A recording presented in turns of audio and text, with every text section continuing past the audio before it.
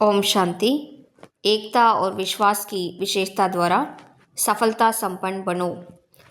ஒற்றுமை மற்றும் நம்பிக்கையின் விசேஷத்தன்மைகள் மூலமாக வெற்றி நிறைந்தவராக ஆகுங்கள்। संगठन को एकता के सूत्र में पिरोने के लिए वाणी की शक्ति पर विशेष ध्यान दो। குழுவை ஒற்றுமையின் கயிற்றில் கட்டுவதற்காக வார்த்தைகளின் சக்தி மீது விசேஷமான கவனம் செலுத்துங்கள்। वाणी सदा निर्मल हो, कम बोलो, धीरे बोलो और मीठा बोलो। வார்த்தைகள் சதா மாசற்றவையாக இருக்க வேண்டும்। குறைவாக பேசுங்கள், மெல்லமாக பேசுங்கள் மற்றும் இனிமையாக பேசுங்கள்। सम्मानजनक बोल ही बोलो, மரியாதைக்குரிய வார்த்தைகளை மட்டுமே பேசுங்கள்। अभी तक साधारण बोल ज़्यादा है, இதுவரையிலும் சாதாரண வார்த்தைகள் அதிகமாக இருக்கின்றன।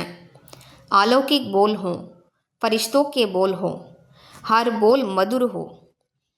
ஆன்மீகமான வார்த்தைகள் இருக்க வேண்டும், ஃபரிஷ்தாக்களின் வார்த்தைகள் இருக்க வேண்டும், ஒவ்வொரு வார்த்தையும் இனிமையாக இருக்க வேண்டும்।